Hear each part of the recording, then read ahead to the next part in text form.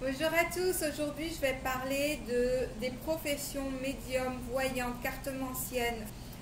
Alors, premièrement, je vais commencer par la cartomancienne, donc c'est la personne qui tire simplement des cartes et qui lit votre avenir à travers des cartes. La voyante est considérée comme quelqu'un qui utilise son intuition et qui utilise un outil, donc ça peut être des cartes, ça peut être la boule de cristal, le pendule ou tout autre objet que l'on peut connaître, les feuilles de thé, etc., etc. Ensuite, il y a le médium. Donc le médium, généralement, il communique avec les défunts. Tout le monde, sans exception, sur cette planète est médium. La médiumnité n'appartient à strictement personne. C'est comme chanter. Tout le monde peut chanter. Alors, il y en a qui auront beaucoup plus d'efforts à faire que d'autres, et il y en aura qui, c'est inné pour certains, c'est quelque chose qu'ils ont déjà de développer en eux, en tout cas dans cette vie présente. Maintenant, tout le monde est médium. Je considère que tout ce que l'on a de développé chez nous à la naissance est considéré pour moi comme un don. Les personnes qui sont douées en mathématiques, c'est un don. Et ça ne fait pas de la médiumnité ou de la voyante ou peu importe quelque chose d'extraordinaire et d'exceptionnel parce que nous l'avons tous en nous. Donc, maintenant, il y a différents niveaux, comme pour tout. Donc, une voyante peut devenir du jour au lendemain médium. Quelqu'un qui n'y est pas du tout dans ce secteur peut devenir médium du jour au lendemain. Donc, la médiumnité est une simple faculté qui utilise d'autres parties de notre cerveau et donc les personnes médiums sont plus connectées à elles-mêmes et à leur partie invisible, donc leur âme, leur intuition. Donc pour en revenir à la clairaudience, la clairsentience, la clairvoyance, donc la clairvoyance, c'est voir clairement. Et en fait, ça utilise donc le troisième œil. Et donc, c'est voir de l'intérieur. Alors, on peut voir les choses invisibles extérieurement, comme par exemple les ectoplasmes, donc ce que l'on appelle les fantômes, mais on peut les voir dans notre tête également. Maintenant, la clairaudience, donc on utilise les auras des oreilles.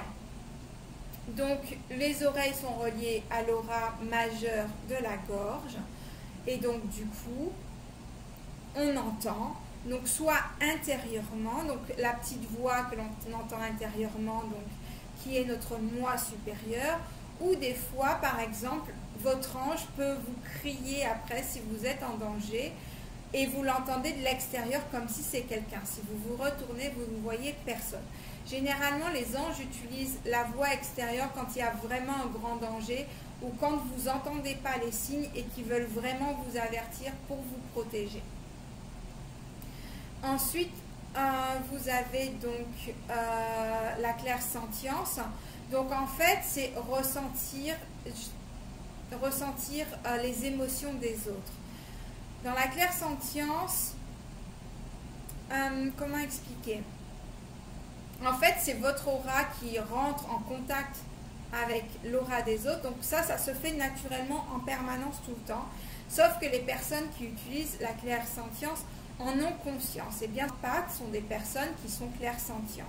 Donc il n'y a pas de... Il faut savoir que la distance et le temps n'existent pas en énergie, donc souvent les mères sont reliées en clairsentience avec leurs enfants, même si leurs enfants est à 10 000 km, s'il leur arrive quelque chose, la mère peut le ressentir. Pour vous donner un exemple beaucoup plus terre à terre. Et donc j'ai fait les trois. Après, il y a la claire olfactive et la claire gustative. Donc, par exemple, les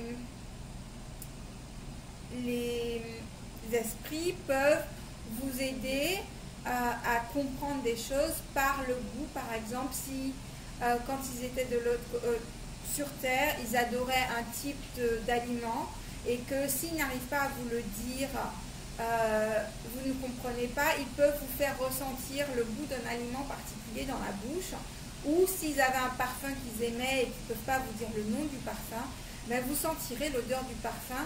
Et voilà, donc souvent les défunts utilisent leur odeur, leur ancienne odeur pour signaler leur présence, par exemple.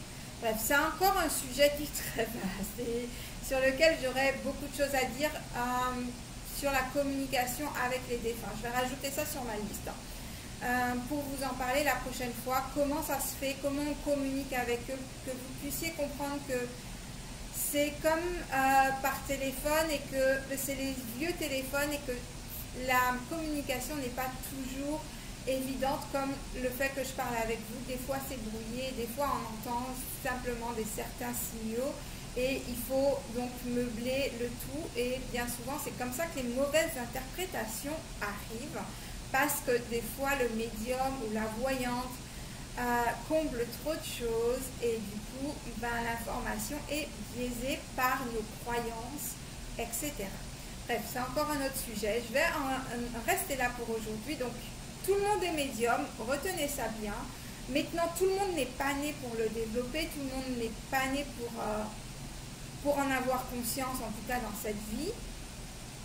Maintenant, si vous voulez le développer, vous pouvez. Peut-être que vous aurez beaucoup de travail à faire, peut-être que non, peut-être que ça va faire tilt dans votre tête.